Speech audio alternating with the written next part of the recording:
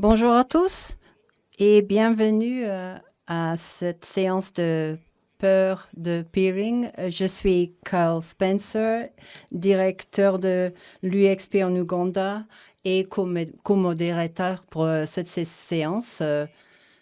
Tout d'abord, je voudrais déjà mentionner les règles pour la participation avant de parler du panel. Notre objectif est de comprendre l'impact de la pandémie sur notre secteur et les événements en présentiel. Et ce n'est plus la même chose. Alors, nous voulons explorer ce thème et comme partie de cette exploration, on va considérer ce qui a changé pendant les 18 mois derniers et parler un peu de l'impact sur les IXP et à travers le monde et aussi de mentionner les impacts sur le réseau humain. Je voudrais remercier les sponsors de l'interprétation simultanée, Flex Optics. Nous sommes très reconnaissants de leur contribution.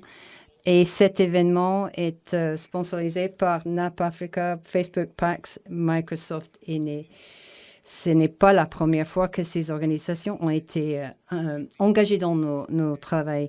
Et je pense que c'est le moment de laisser la parole à mon collègue Amrish qui va modérer la séance. Amrish, à vous la parole. Merci, Kyle. Alors, bienvenue à tout le monde. C'est la 11e séance de la série et nous voudrons vous accueillir à cette séance. Avant de commencer, je voudrais remercier les services de l'interprétation simultanée Flex Optics et également les sponsors de la série NAP Africa, Facebook, PAIX et Microsoft. Et nous sommes très reconnaissants de la collaboration de AFPIC et la contribution pour la diffusion en direct et le sous-titrage. Alors, la COVID-19 a renversé le monde. Dans le secteur de l'Internet, les événements de réseautage ont dû être annulés. Et ça aurait été bien de vous connaître en personne et de pouvoir parler en personne. Alors, tous les genres d'événements ont été annulés, ont été aussi réalisés par le format numérique et sur une connexion. Aussi, il y a un effet sur l'écosystème et sur le réseautage humain. Alors, pendant la séance aujourd'hui, nous allons explorer l'impact de la COVID-19 et l'organisation des forums de peering. Et nous voudrions comprendre les activités comme les peerings bilatéraux ou sociaux ce sont des événements qui dépendent de la présence des délégués, comme ils ont pu s'adapter à des séances virtuelles. Et nous constatons de plus en plus que les événements s'adaptent à comme nous faisons aujourd'hui. Et nous voudrions savoir ce qui va passer, ce qui va arriver après. Alors, les forums de peering sont en train d'explorer d'autres façons d'organiser les événements. Et il doit être un défi important de maintenir ces liens entre les communautés. Alors, nous avons un panel, un comité d'intervenants aujourd'hui. Je vous présente Esther Pal, vient de NICS-CZ. Elle est responsable pour la comptabilité et les communications. Ensuite, Nico Shinto, qui est responsable des opérations chez ISPA en République démocratique du Congo. Et aussi le coordinateur des groupes DXP en Ouganda. Ensuite, Rebecca Peter, qui est coordinatrice des événements et d'opérations. Et bienvenue, Rebecca. Et en dernier, nous avons Yolandi Robinson, qui est spécialiste en peering et l'interconnexion de NAP Africa. Je vous souhaite à tous la bienvenue. Avant de commencer, je voudrais faire passer un sondage à l'écran. Je vous prie, je demande, oui, on va passer le sondage à l'écran. Je vous laisse 1 minute pour répondre. Les membres du panel peuvent aussi donner leur voix. Alors, 69% des participants ont voté. Nous attendons. Il faudrait peut-être un peu plus pour que ce soit avant de finir. Alors, nous atteignons le 75% et voici les résultats. Alors, pendant cette période d'incertitude, quel format d'événement préférez-vous? Nous cherchons les événements hybrides alors. Et nous allons considérer aujourd'hui comment on peut faire ce type d'événement. Alors, permettez-moi tout d'abord que je laisse la place à nos intervenants pour qu'ils se présentent. Je commence avec Yolandi. Merci, oui, bonjour à tous. Je suis spécialiste j'ai été spécialiste à NAP Africa et j'ai été responsable des opérations quotidiennes de l'IXP. Qu'est-ce que vous voudriez savoir de plus? Peut-être quelque chose de marrant, de personnel? Quelque chose d'amusant. J'aime bien collectionner les collants.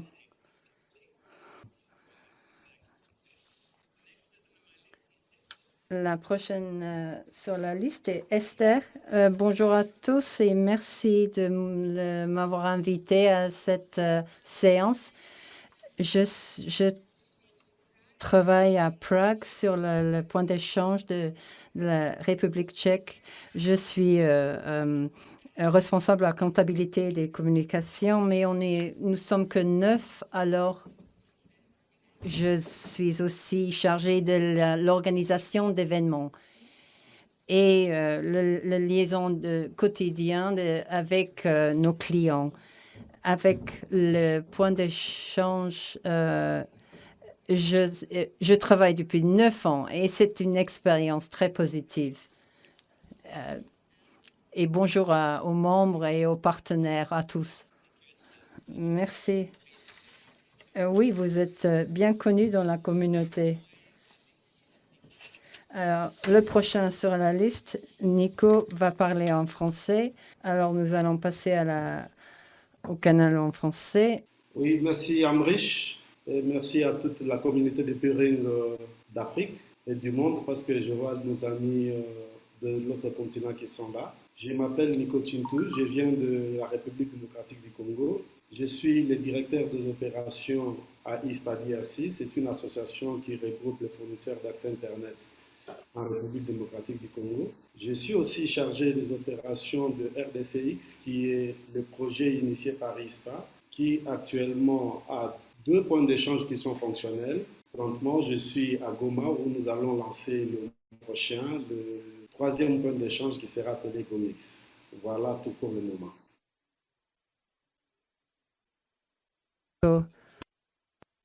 Alors, vous êtes en train de construire la plupart du point d'échange. Et en dernier lieu, nous avons Rebecca. Bonjour à tous. Je suis très contente d'être parmi vous aujourd'hui. Je suis Rebecca et je suis coordinatrice d'événements et d'opérations c'est l'organisation des IXP.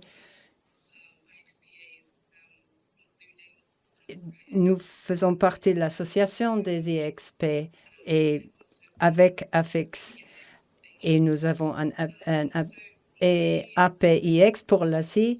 Mon rôle est de gérer les opérations quotidiennes et de soutenir le travail du PDG, que vous connaissez tous peut-être, et tous les événements. Oui.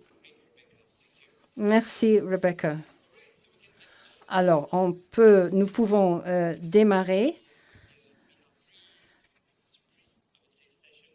Nous avons 3 séances de questions avec plusieurs sujets. Nous allons commencer avec le premier. Est-ce que vous pouvez nous dire raconter un petit peu comment étaient les choses avant la COVID et qu'est-ce qui a changé dans vos communautés? Et peut-être vous pouvez nous raconter un peu sur le changement dans les opérations en ce moment. Est-ce qu'on peut commencer avec vous, Yolandi? Oui, d'accord. Avant la pandémie, nous étions un groupe très sociable. Il y avait un programme d'événements en Afrique du Sud. Et ce qui est très connu aussi, c'est les bières avec les peers. Et de voyager aussi. On se déplaçait à d'autres événements pour connaître des représentants d'autres EXP. En ce qui concerne les opérations, on travaillait au bureau et on avait une interaction avec les autres équipes. Et ce qui a changé depuis la pandémie, c'est que tout est passé en ligne, ce qui rend difficile la connexion. Mais la façon de rester connecté, c'est une fois par mois de s'engager avec nos partenaires et de façon les stratégies pour les opérations. On a mis en place c'est le raccordement au centre de données et la façon de le gestionner. Tout ce qui peut, c'est possible de faire tout à distance, mais c'est le manque d'interaction avec nos partenaires il faut travailler sur Teams, par exemple, mais les gens se sont adaptés et les façons de relationner, ce sera peut-être bizarre si on retourne à l'ancienne façon de relationner entre nos collègues. Nous sommes habitués à avoir le caméra devant l'écran et de faire les interactions humaines devant un écran. Je pense qu'il sera bizarre de s'adapter. Je pense qu'il y a des changements positifs parce que j'ai pu assister à des événements qui n'auraient pas été possibles à cause de la distance, ou peut-être il y a quelques événements où j'ai pas pu assister, mais au moins de cette façon, j'ai pu voir le contenu de ces événements en ligne. Alors, c'est de cette façon que j'ai vécu les changements. Merci, Yolandi. Avant d'oublier, nous avons une session après de Gather Town. On vous enverra le lien après. Esther?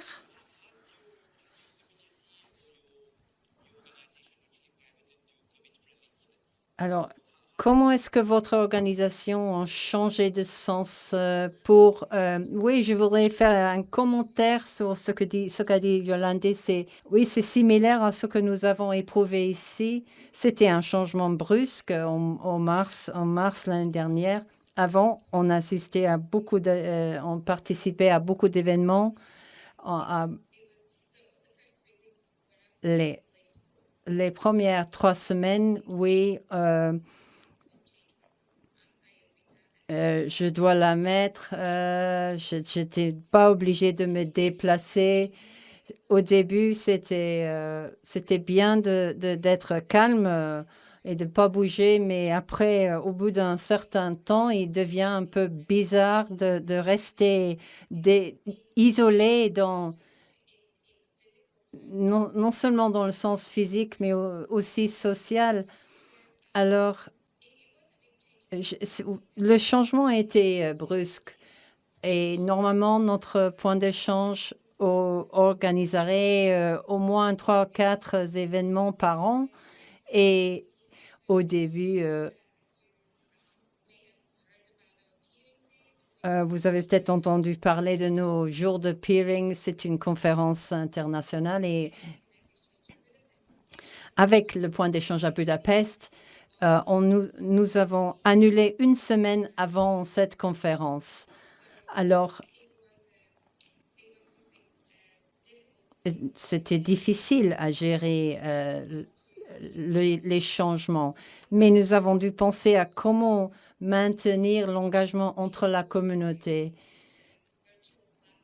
Avant les plateformes virtuelles, ou avant de savoir comment les utiliser plus tard dans l'année, nous avons pu organiser quelques événements aux réunions en ligne qui représentaient un changement très important en comparaison avec ce qu'on faisait avant. Et nous avons dû lutter au début parce que nous devions accepter que l'événement ne pourrait pas se dérouler comme avant.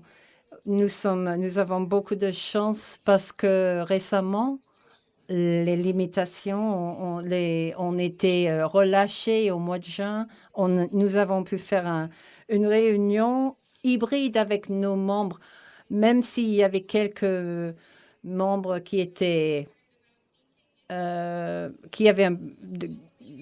avaient des préoccupations de se retrouver en personne. Normalement, du point de vue technique et social, les gens assistaient aux présentations et la partie technique, mais ils ne restaient pas pour l'événement social.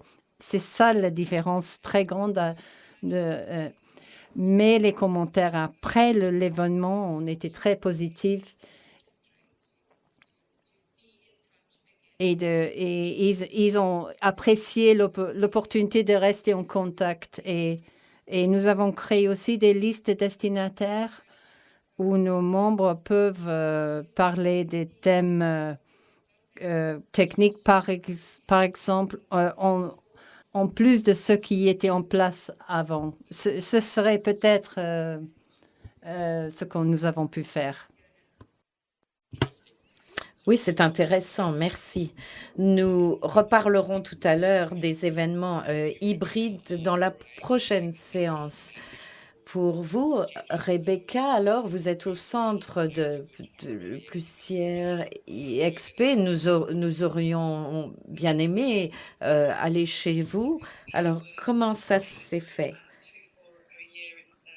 Nous tenions 2 forums par an avant la pandémie avec nos membres dans différentes villes et au premier et dernier trimestre de l'année. Et donc, nous sommes passés à un format en ligne. Au début, il y avait des difficultés pour transférer ce que nous faisions en présentiel désormais en virtuel.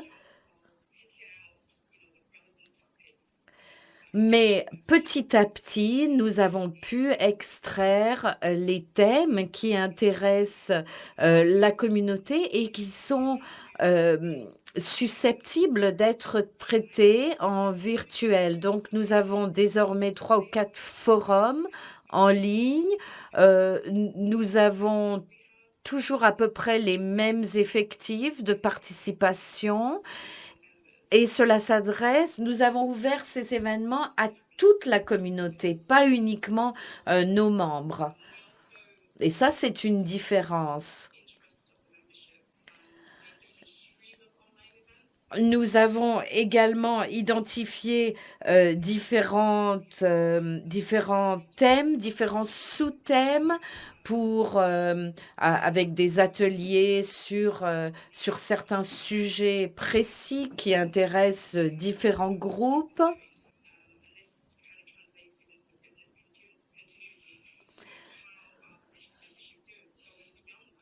Et au-delà de ça, nous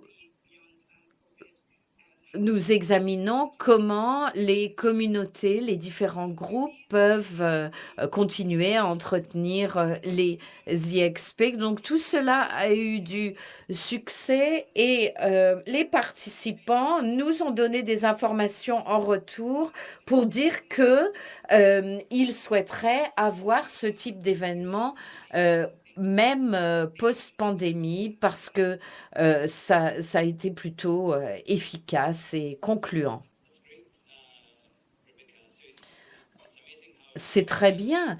C'est intéressant de voir à quel point les êtres humains peuvent être créatifs face à une pandémie. Et désormais,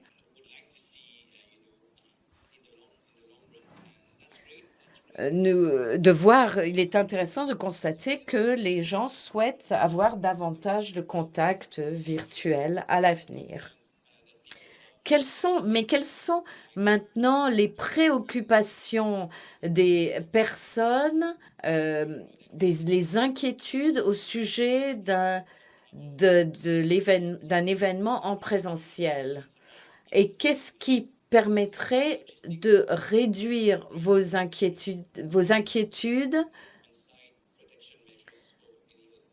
Donc, vous avez les différentes réponses qui s'affichent à l'écran et vous pouvez désormais vous exprimer en votant. Encore quelques secondes parce qu'il nous faut une majorité de réponses. Ah, les résultats sont intéressants parce qu'ils sont très proches. Vaccination obligatoire en tête avec 38%. Logistique de voyage, mais dans une moindre mesure. Par exemple, interdiction de voyager, quarantaine, tests et mesures de protection Covid sur place en dernière place. Et maintenant, je donne la parole à Kyle pour la séance suivante. Merci. Je voudrais poursuivre la discussion de tout à l'heure. Apparemment, il y a des événements hybrides qui commencent à avoir lieu. Et si c'est le cas et si c'est souhaitable pour l'avenir, est-ce que cela va introduire de nouveaux défis au niveau de la logistique si l'on doit gérer des événements en présentiel, mais également une partie de ces événements en virtuel? Est-ce que cela va causer des contraintes pour vos organisations? Donc, je voudrais adresser cette question. Non, je vais adresser cette question à Esther en premier, parce que c'est vous qui en avez parlé, donc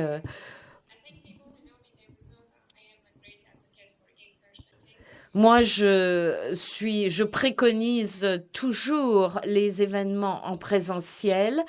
Les événements hybrides, c'est bien, mais pas parfait. Et les événements virtuels, moi, je ne suis pas pour.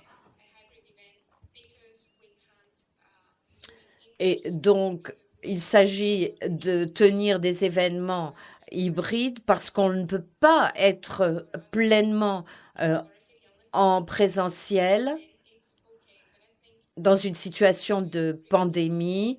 Alors, un événement hybride, c'est bien, mais à mon avis, rien ne remplace le présentiel. J'en vois les avantages de l'hybride parce que, bien entendu, certaines personnes qui ne pourraient pas normalement assister à certains événements, eh bien, peuvent y assister. grâce aux événements hybrides que nous avons introduits récemment, eh bien, les personnes qui ne se trouvent pas dans le pays, mais à l'extérieur, peuvent participer. Mais si je suis honnête, eh bien, je dois avouer que je préférerais que l'on soit en présentiel parce que la construction de liens, de relations dans les communautés, eh bien, cela doit se faire en présentiel. Je ne peux pas vraiment communiquer avec des personnes qui se trouvent derrière un écran. Je crois qu'on ne pourra jamais remplacer le présentiel parce que si on est derrière un écran, c'est sûr que l'on peut obtenir l'information, mais je ne crois pas que l'on puisse véritablement faire partie intégrante d'une communauté derrière un écran, si on partage un verre avec quelqu'un, si l'on est sur place et que je ne sais pas si ça a répondu à votre question, mais c'est ma conviction. Oui, oui. Mais Rebecca, vous aussi, vous avez dit que vous avez de nombreux événements virtuels. Est-ce que vous avez la capacité de poursuivre l'organisation d'événements virtuels à l'avenir, aussi bien que de présentiels? Il y a le défi de la nature humaine ou de la capacité humaine. Je ne suis pas tout à fait d'accord avec Esther. C'est vrai que nos membres éloignés et les communautés peuvent se joindre à nous, mais il y a également un certain nombre de personnes qui préfèrent le virtuel parce que le présentiel présente trop de contraintes. Parce qu'il n'y a pas forcément des espaces, par exemple, sécurisés ou plus calmes. Il y a certaines personnes qui ont besoin de contextes différents. Il y a des personnes qui ne veulent pas forcément assister à des grands événements en personne. Et il y a également des personnes qui aiment la formule hybride. Donc, nous allons devoir nous adapter à l'avenir pour pouvoir proposer. Mais en tant qu'EuroIX, est-ce que vous allez devoir, par exemple, avoir davantage de personnel parce que cela crée davantage de travail que d'avoir ces différentes formules? Oui, bien entendu.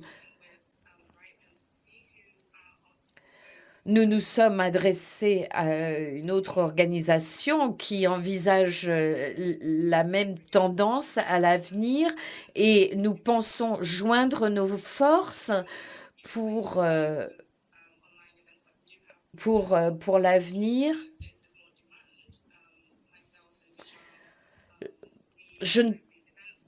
Bijal et moi-même, c'est nous qui organisons les événements virtuels et nous pourrons continuer à le faire à l'avenir parce que ça ne demande pas autant d'efforts qu'un événement en présentiel, bien entendu.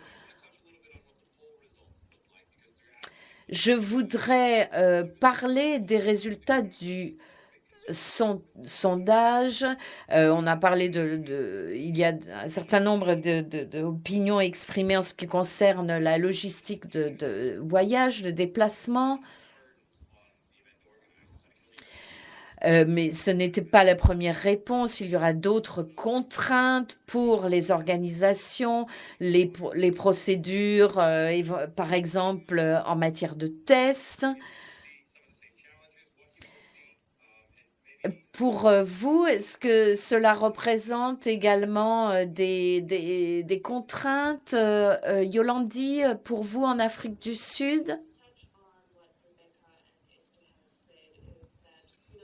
Suite à ce que Esther et Rebecca ont dit, je voudrais dire que nous voulons tous, bien sûr, maintenant pouvoir assister à des événements en présentiel, mais ce qui me préoccupe, moi, c'est de savoir si nous sommes véritablement prêts à cela. Et à reproduire ce que nous faisions avant la pandémie. Bien entendu, j'adorerais pouvoir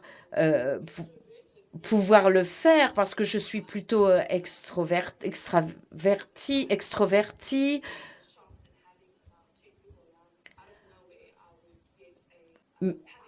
En dépit de cela, eh bien, la situation de la pandémie a été telle que désormais, j'ai des inquiétudes lorsque je vais dans un magasin et qu'il y a plus de 10 personnes. Nous ne pouvons pas nous joindre à tous les événements, bien entendu, en présentiel. Et grâce à la formule hybride, eh bien, nous allons pouvoir assister à davantage d'événements.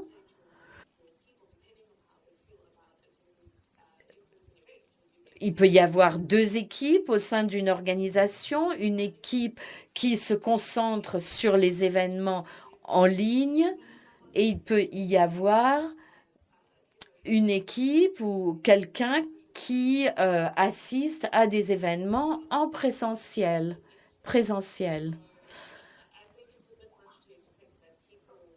Je crois qu'on ne peut pas s'attendre à ce que ça se fasse du jour au lendemain. Il faut que ça se fasse en étapes. On ne peut pas comme ça prendre l'avion et traverser la moitié du monde pour aller assister à des événements. Il faut qu'il y ait, parce qu'il va y avoir des contraintes pendant les déplacements même et sur place. Donc, il nous faut une adaptation en étapes, commencer en présentiel à niveau local peut-être, et puis il faut vraiment tenir les conversations qui comptent au sein des organisations, se demander si on est vraiment prêt pour le présentiel en termes de logistique. Comme vous le savez, en Afrique, on est un petit peu en retard au niveau de la vaccination par rapport à d'autres régions du monde. Donc, pour nous, une solution hybride, eh bien, c'est la meilleure solution parce que la vaccination est encore en cours. Je crois qu'on peut commencer à tenir ces conversations, comment est-ce que l'on doit se comporter en présentiel. On ne va pas commencer tout de suite à se serrer la main. Il va y avoir certaines hésitations par rapport au comportement à adopter. Que faire avec le badge, par exemple? Est-ce qu'on peut le scanner plutôt que quelqu'un le touche? Parce que ça n'est pas forcément souhaitable. Donc, vraiment, pour les quelques premiers événements auxquels on assisterait, eh bien, il faut tenir ces conversations. Quelle méthode adopter? Comment faire en sorte que les personnes se sentent à l'aise et sécurisées en présentiel? Merci, c'est très intéressant ce que vous dites, notamment le fait de proposer qu'il y ait dans les événements en présentiel, également une équipe ou un représentant de l'organisation en virtuel, aussi bien qu'en présentiel. Nico, est-ce que vous souhaiteriez ajouter quelque chose sur ce thème-là? Oui, Kyle, je voulais un peu commenter parce que là, nous sommes dans une société où nous sommes en train de construire l'écosystème de Pyrénées. Alors, combiner le deux, présentiel et virtuel, premièrement, le virtuel nous cause beaucoup de problèmes parce que nous avons la tâche d'amener les nouveaux venus dans la communauté et quand vous ne les fréquentez pas, quand vous n'échangez pas avec eux, c'est très difficile pour nous.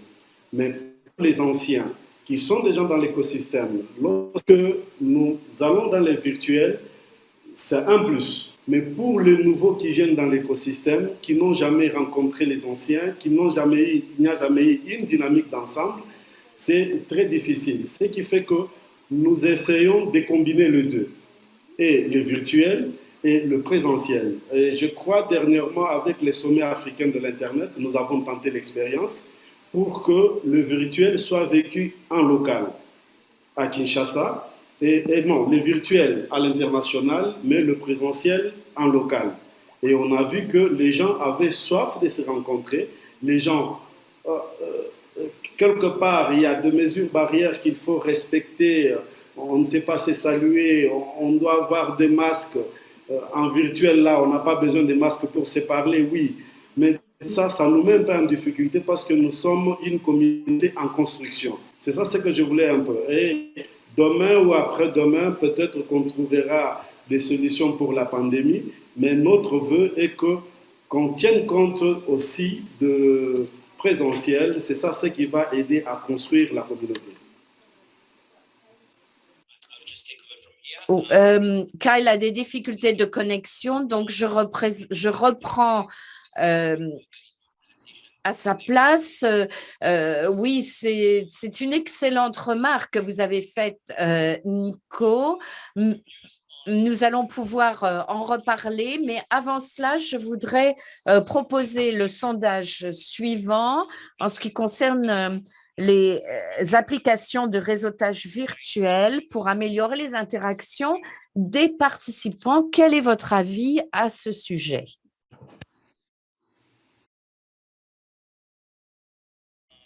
Bien, alors il y a presque égalité entre ceux qui aiment utiliser les applications de réseau virtuel et ceux qui n'ont pas encore trouvé d'application ou de service de ce type. Donc, avoir ces outils permettrait de faire en sorte que ces événements virtuels puissent se poursuivre, puissent continuer à être utilisés et pour que les participants, qu'il y ait des participants qui aient une expérience positive de ces événements virtuels. Bien, c'est intéressant. Et nous pouvons donc maintenant passer à la séance suivante. Et j'inviterai Nico à nous expliquer comment il a fait pour construire, pour installer un IXP pendant la pandémie. Vous avez réussi à construire un IXP pendant la pandémie. Donc, c'est un accomplissement. Et pouvez-vous nous parler de cette expérience?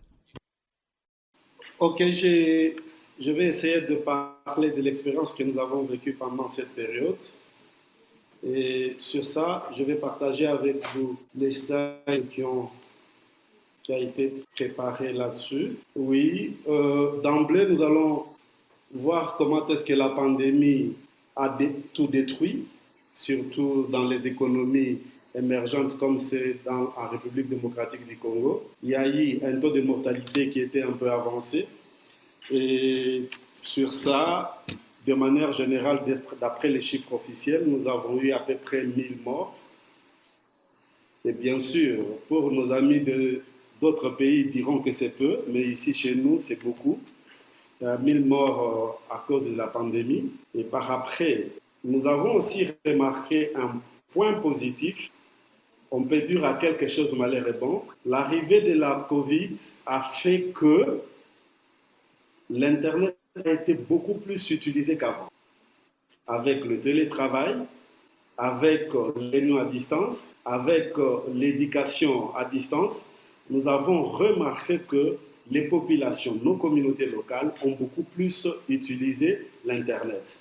Là, on ne peut pas applaudir les Covid-19, mais ça a été quelque chose de positif parce que nous sommes comme je venais de le dire tout à l'heure, une communauté où nous sommes en train de construire hein, la société de consommation numérique.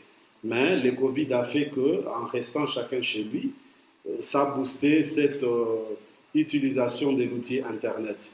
Et cela, ça a été aussi très remarquable au niveau du point d'échange. Le point d'échange de Kinshasa, par exemple, Kinix, avant le Covid, nous étions à 13, le pic arrivé à 13, 14 gigabytes. Mais pendant la période de Covid, la montée a fait qu'il y a eu 80% d'augmentation. Aujourd'hui, le point d'échange de Kinshasa, il est à 25, voire même 26 gigabits. De même, à Lubumbashi aussi, nous avons connu cette croissance-là, ce qui explique que les réseaux sociaux ont été beaucoup utilisés pendant cette période. Les réunions en famille se tiennent maintenant avec les WhatsApp, Skype, Zoom, et voire même les enterrements. On assiste aux enterrements à distance. La palabre africaine qu'on tenait en famille, en dessous du baobab, en dessous de l'arbre, aujourd'hui, elle se tient grâce aux outils comme WhatsApp, où les membres des familles se réunissent et ils traitent les problèmes, ils font des transferts d'argent s'il y a des besoins, et ainsi de suite. Bref, la pandémie a apporté quelque chose de positif en République démocratique du Congo. Mais maintenant, parlons de la construction de points d'échange. Bien sûr, au début, on se disait, avec la pandémie, est-ce que nous allons arriver? On a déjà arrêté un programme avec nos partenaires et c'était un peu difficile. Plusieurs questions étaient en tête. Et on s'est dit, on doit y aller quand même pour construire le point d'échange de Goma, qui est le troisième après celui de Kinshasa et celui de Lubumbashi. Mais là, la méthode de travail devrait changer. Il y avait beaucoup de restrictions, il y avait de confinement, on ne pouvait pas se déplacer comme on veut. Alors, nous avons pu utiliser quelques outils qui sont WhatsApp, par exemple, l'application WhatsApp, l'application Zoom pour tenir des réunions avec nous à Kinshasa et l'équipe qui était sur place à Goma. Bon, pour le moment, je suis à Goma, mais on a tout dirigé à partir de Kinshasa. Et aussi les photos, c'est-à-dire dès qu'on réalise une étape, on nous envoie les photos, nous apprécions. S'il y a à corriger, on corrige, on renvoie, on tient des réunions. Bref, on a pu utiliser tous les outils de l'Internet pour pouvoir réaliser quelque chose qui aujourd'hui est une réalité. Le point d'échange de Goma a été réalisé grâce à l'usage de l'Internet, grâce à l'usage des applications, comme je venais de dire, comme Zoom, WhatsApp et autres. Et comme vous pouvez le voir dans les photos, il y a certaines histoires, dès que ça s'est réalisé et que ce n'est pas correct, avec les techniciens sur place, on est parvenu à construire le point d'échange de Goma. Mais dans cette expérience, il y a eu des inconvénients. Les inconvénients, c'est la réalisation de ce qu'on veut, on ne peut pas le réaliser à 100%. Ça fait une semaine que je suis à Goma. Les travaux ont duré 2 mois. Et quand je suis arrivé, j'ai trouvé au moins que les travaux ont été réalisés tels qu'on les voulait à 90%. C'est ça un peu l'inconvénient de travailler à distance. Mais il y a eu des avantages. Les avantages, c'est au niveau du budget. Le budget prévu pour Goma, en restant sur place à Kinshasa et en dirigeant les activités à partir de loin, nous avons pu économiser 35% du budget prévu. Parce qu'on devrait prendre l'avion et venir à Goma, louer l'hôtel, les séjours, les déplacements, tout ça. Mais on l'a fait à distance. Et toutefois, même, on devrait même acheter un équipement. L'équipe qui est sur place se rend dans un magasin et de là, on nous montre l'équipement, on apprécie et on passe.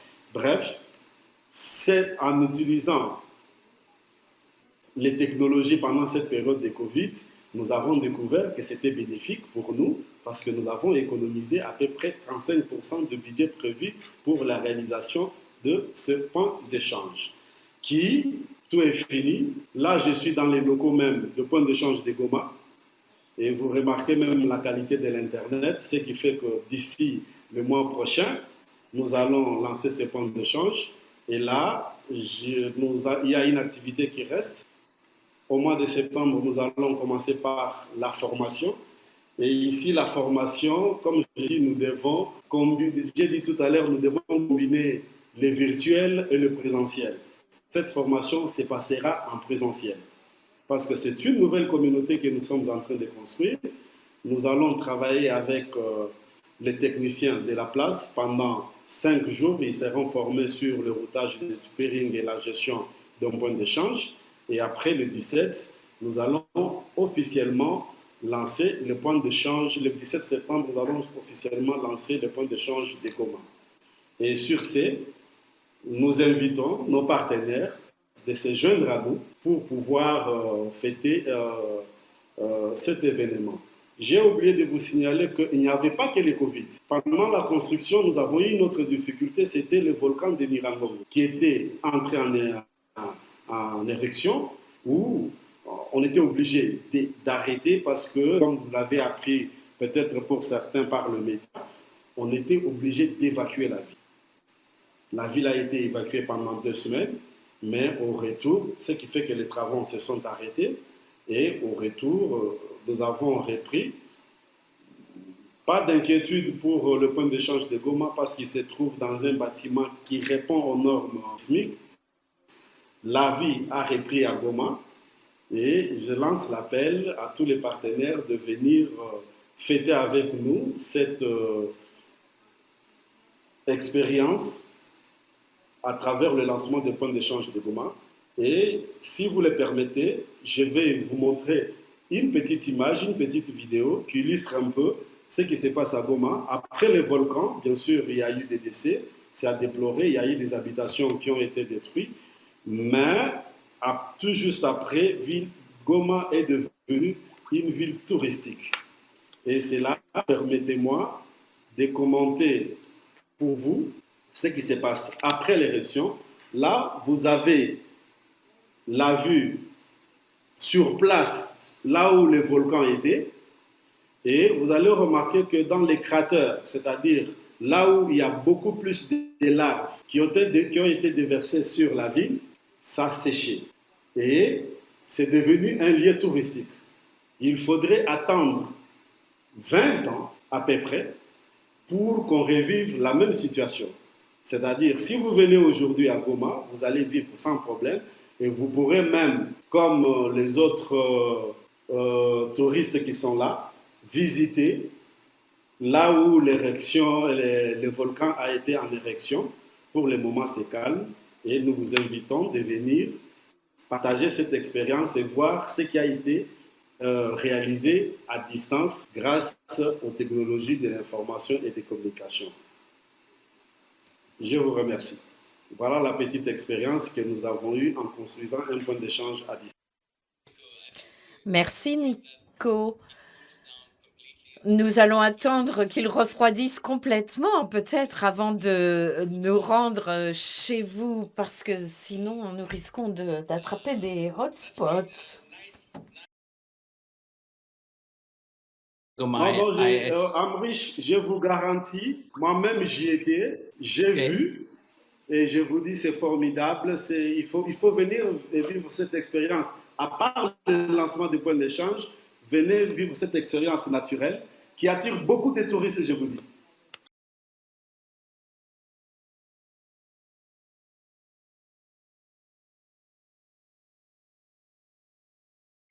Oui, c'est vraiment incroyable que vous ayez réussi à construire un point d'échange tout neuf donc bravo, pendant la pandémie.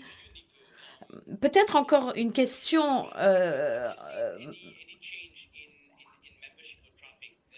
Nico. Est-ce qu'il y a eu des changements, par exemple à Kinshasa, au niveau du trafic ou des abonnés pendant la pandémie ou suite à la pandémie?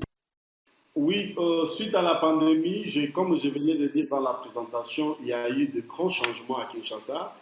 Les peerings, nous l'avons remarqué, les échanges ont augmenté et nous sentons, nous, on est dans la construction de la communauté, mais le Covid nous a aidés. Aujourd'hui, à Kinshasa et dans toute la République, les réunions se tiennent en ligne, ce qui ne se faisait pas. Les réunions du gouvernement se tiennent en ligne.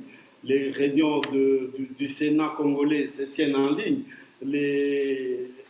En fait, c'est-à-dire que le Covid a révolutionné le mode de vie en République démocratique du Congo. Et en quelque sorte, nous qui étions là pour évangéliser, sensibiliser les autres, bien que c'est un bien malheureux, mais nous disons merci à la Covid de pouvoir jouer le rôle de catalyseur pour que la communauté comprenne que on peut utiliser l'outil Internet pour pouvoir se développer.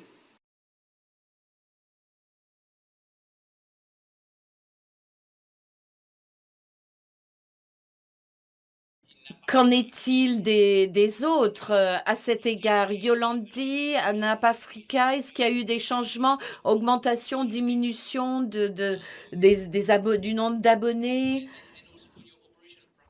Et également pour vos pratiques opérationnelles, y a-t-il eu des changements?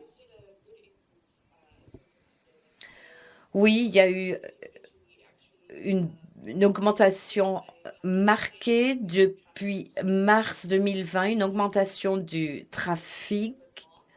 Nous avons atteint 1 terabit en mars 2020 et nous en sommes à 2 terabits à l'heure actuelle. Donc, nous avons doublé le niveau de trafic. En ce qui concerne les abonnés, il y a une augmentation aussi de la part en provenance des pays africains vers l'Afrique du Sud. Et en ce qui concerne les opérations, eh bien, nous devons bien sûr obéir aux règles, aux restrictions de la Covid.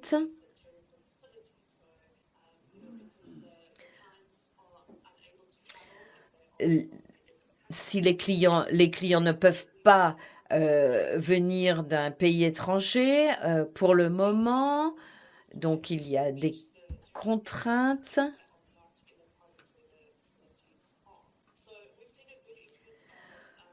Donc, nous avons vu une augmentation de remote ends, des interconnexions.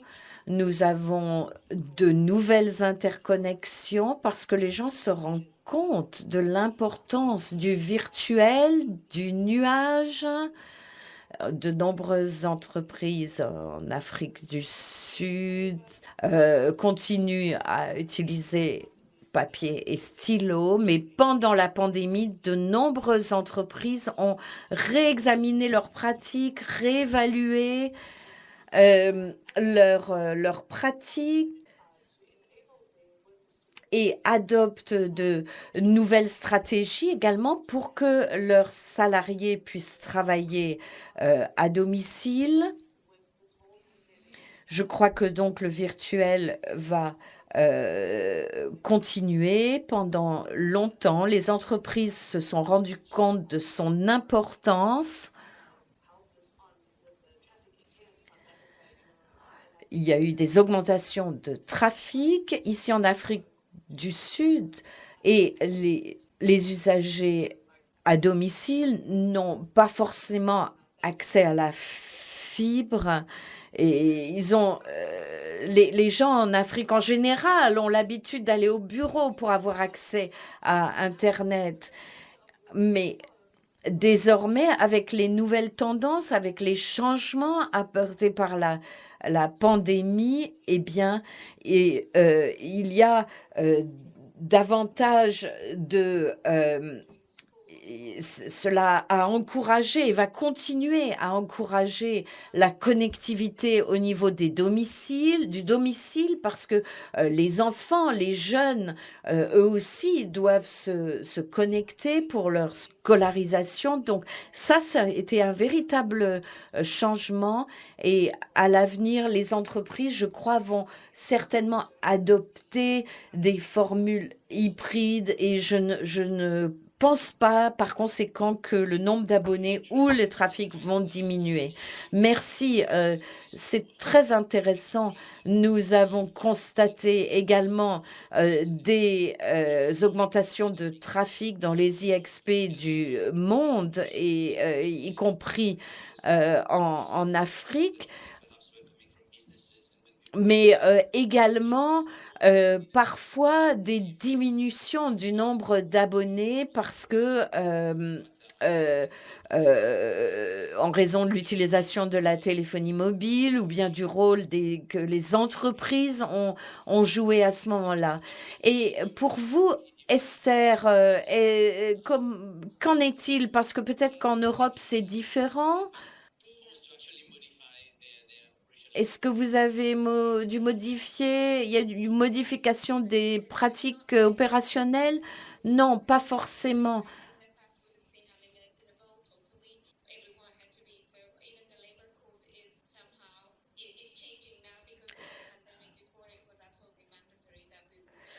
Auparavant, il fallait obligatoirement être au bureau. Depuis, ça a changé complètement, comme je l'ai dit. Nous avons des groupes de techniciens qui travaillaient ensemble avec deux équipes, équipe A, équipe B, et bien entendu, désormais, qui travaillaient conjointement et de très proche. Ça a dû changer, bien sûr, en raison de la pandémie. Si jamais une équipe, donc il a fallu les séparer. Il y a une augmentation de près de 30% pendant le premier confinement, quand tout le monde était à domicile. Nous avons encouragé nos membres et clients d'augmenter leur connectivité. Et nous avons même proposé des dispositifs de backup gratuitement pour augmenter la capacité. Moi non plus, je ne pense pas que le trafic va diminuer. De nombreuses entreprises en République tchèque ici disent que leurs salariés ne retourneront pas au bureau à temps complet. Et il y a de nombreuses entreprises qui vendent des bâtiments. Et il y aura une formule d'alternance entre le domicile et le bureau, certains jours par semaine.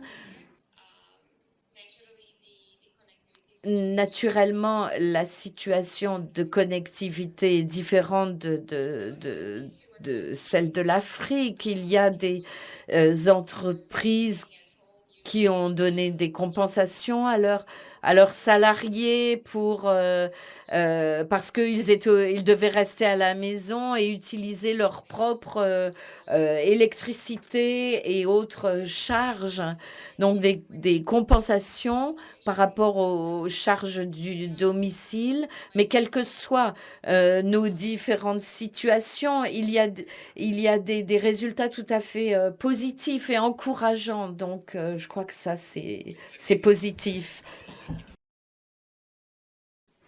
Et oui, c'est des gens qui ont de la chance qui travaillent pour les entreprises comme ça. Peut-être il y a des entreprises qui remplissent le frigidaire. Oui, alors, je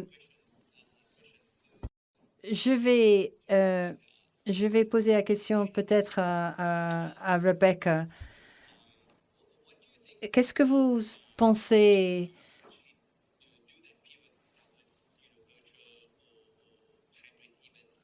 pour organiser les événements, quels devraient être les investissements pour avoir une expérience positive, pour maintenir les liens entre la communauté? Si les gens ne veulent pas se déplacer, même si nous avons tous un peu besoin de prendre une bière ensemble, Rebecca, quels seraient vos conseils là-dessus? Comme tous les événements, c'est d'établir les objectifs pour un événement et comment vous mesurez la réussite et la réussite. Et je pense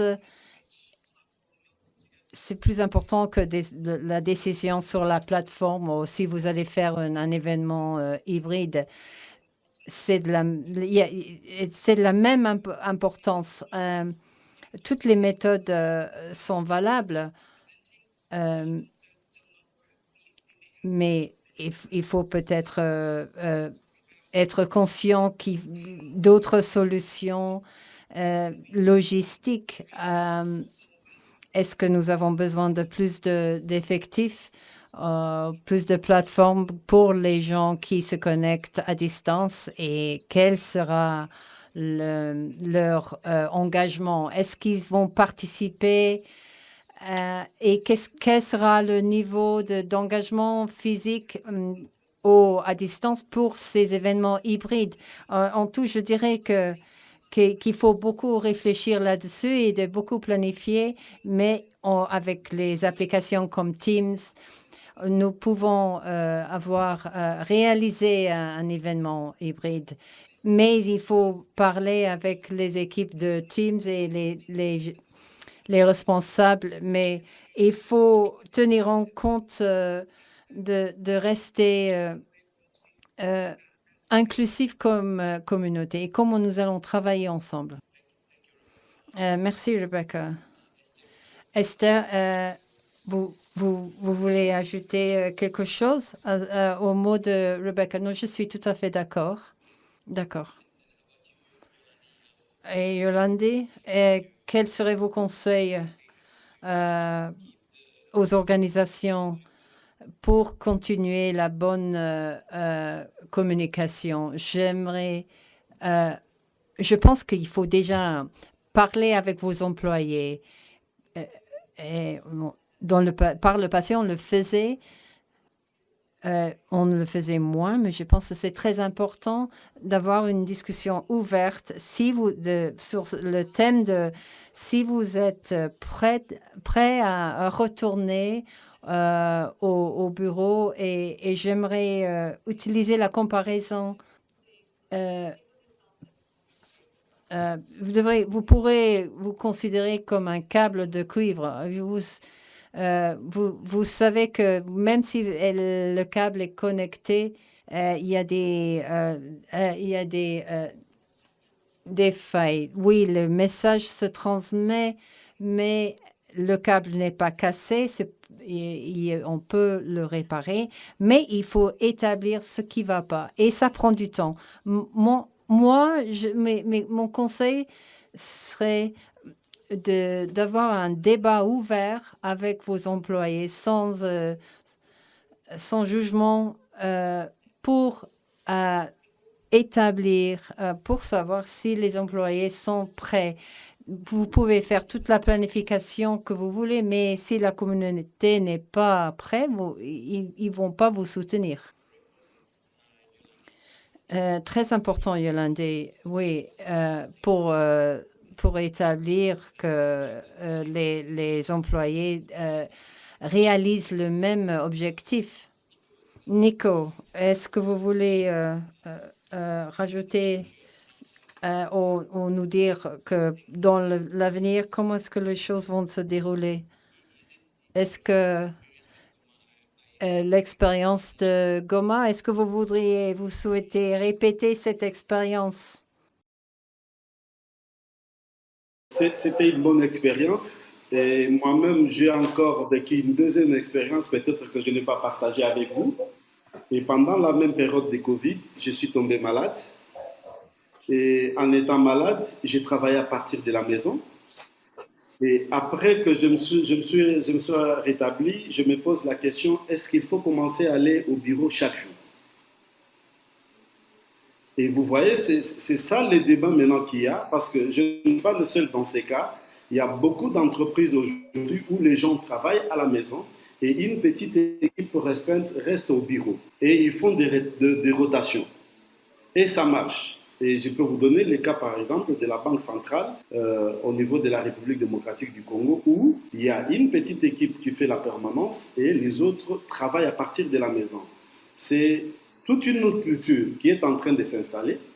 Et comme mes prédécesseurs l'ont dit, il faut maintenant réfléchir comment, quelle est la formule qu'il faudrait voir avec le travail à distance, combiner les deux et pouvoir avancer. Parce que, je, personnellement, remarqué que le travail à domicile, on travaille plus que quand on va au bureau. Parce qu'on travaille à tout moment et c'est des fois épuisant. Alors, il faudrait maintenant qu'on analyse le tout et voir quelle est la meilleure formule. C'est ça ma façon de voir les choses.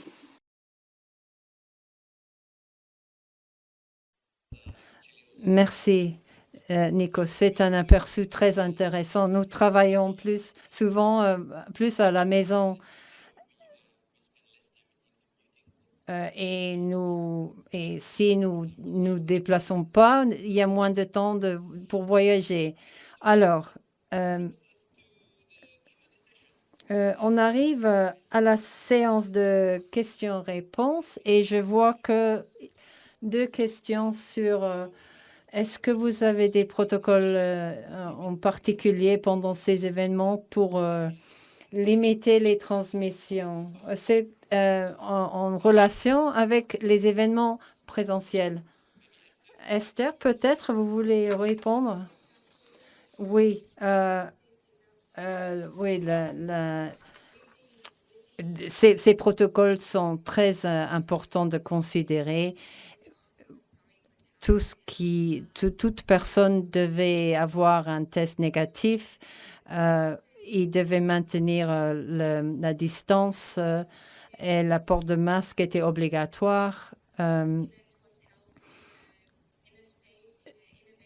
Et notre événement a eu lieu dans une salle où il y avait 3 murs sur 4 pour laisser peut-être presque en plein air, disons. Et les gens pouvaient maintenir la distance. Nous n'avons pas mis à la disposition des gens les boissons, mais si les gens voulaient boire quelque chose, ils devaient se mettre des gants. En ce qui concerne les événements dans le futur, nous sommes très optimistes vis-à-vis l'année 2022. Et si vous pouvez avoir un vaccin, c'est la seule façon de sortir de cette situation. Je comprends qu'il y a toujours des raisons pour quelques personnes qui ne peuvent pas se faire prendre le vaccin. Mais si vous pouvez, je vous conseille, c'est la façon de sortir de cette situation. Et je pense que les jours de peeling pour 2022, ce que nous essayons de faire, c'est de les pousser plus tard dans l'année pour qu'on les organisons pas toutes les journées en printemps. Il y aura un programme de matinée et de conférences le matin. Et l'après-midi, c'est des réunions bilatérales. Et ces réunions bilatérales vont avoir lieu en plein air, les événements sociaux en plein air. Et il sera obligatoire d'avoir la preuve de vaccin ou un test sur place. Alors, on va une politique de aucune poignée de main, la mesure de température en arrivant à la salle. Il est possible de gérer un événement en sécurité. Il faut planifier, il faut préparer, mais cela est possible. C'est ce que je peux ajouter à cela. Merci Esther. Nous pouvons peut-être aller à la prochaine question. Est-ce que les membres du panel croient que le retour aux réunions en personne est fiable? Oui, en pensant à ce que Rebecca a dit, je suis d'accord. Oui, il y a des considérations logistiques à prendre en compte, mais il faut penser à la sécurité de nos participants. Le retour n'est pas facile, mais possible, oui. Si nous prenons en compte de toutes les considérations, oui, il est possible en sécurité, oui. Et la dernière question, est-ce que les événements en présence physique des délégués vaut plus que les événements en ligne? Oui, je pense, oui. Mais le contenu de diapositives en ligne est facile, mais je pense que nous souhaitons tous rencontrer des gens, former des relations, avoir des conversations. Il est difficile par le biais de Zoom ou Skype et la plupart du temps, les caméras sont éteintes. Vous arrivez à connaître mon ordi, pas moi-même.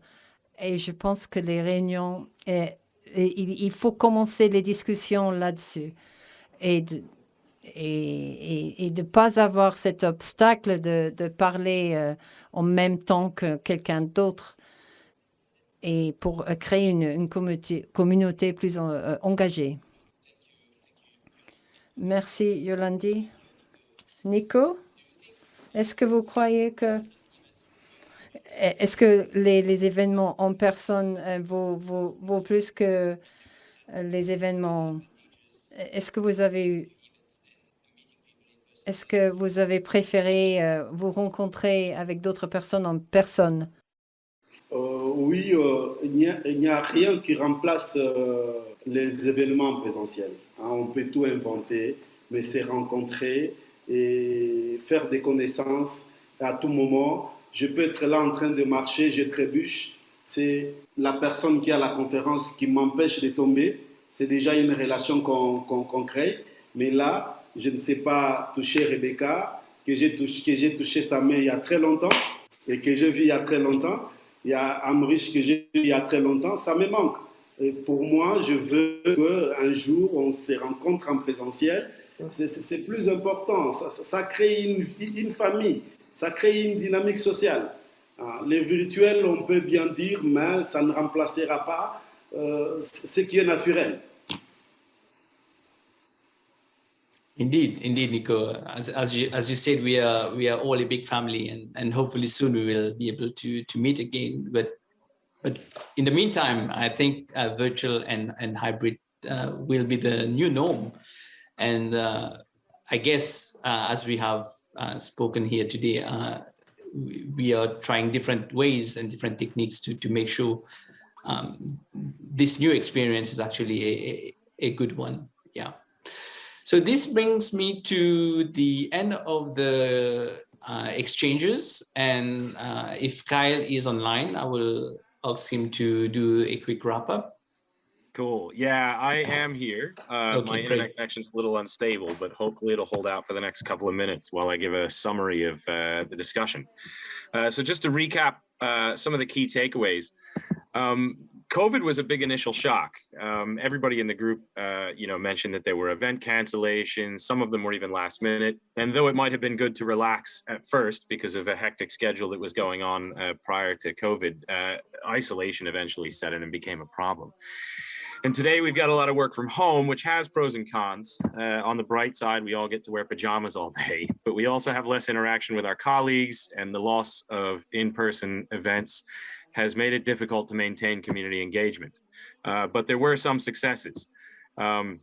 Esther mentioned that Nix.cz had some success offering additional mailing lists and other channels through which the community could communicate on specific themes.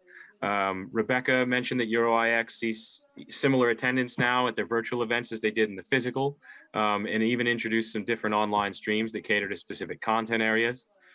It was mentioned that virtual events are more accessible and have enabled some of the people to attend that might have not attend events that they might not have done so before, European Peering Forum, Global Peering Forum, whatever. And so there's demand for them to continue regardless of any potential return to in-person events. But there's concern that the new paradigm has become the norm, and people might feel really uneasy or awkward about returning to in-person events. And so that'll be an interesting challenge. Travel logistics are also a big concern when working towards that, especially vaccination requirements. Event safety is also a concern, but there are a number of ways to manage this, and our panelists shared some tips from their experience. It was also proposed that organizations should consider assigning different people for physical and virtual events, depending on personal readiness and preferences. And it was also mentioned that we also noticed in the poll that a lot of people like virtual networking apps, or at least appreciate the concept, but there were a significant number of people that haven't really found one that they like yet. So it sounds like there's a lot of room for improvement in that area. And nous avons parlé de l'impact sur les IXP à NAPAfrica et à d'autres. Et l'expérience de la RDC a été tout à fait intéressante, mais quoi qu'il en soit, la conclusion, c'est que le niveau de trafic ne sera pas susceptible de diminuer à l'avenir. Et enfin, le mois prochain, l'IXP Goma sera lancé. Donc ça, c'est une nouvelle tout à fait palpitante. Je voudrais remercier maintenant tous les panélistes et en particulier nos sponsors également, FlexOptics pour l'interprétation, NAPAfrica, PAIX, Facebook et Microsoft, sponsors de cet événement. Nous leur sommes très reconnaissants. Merci au comité de programmation qui a organisé tout cela. Il y a une équipe importante qui déploie de nombreux efforts pour organiser ces événements.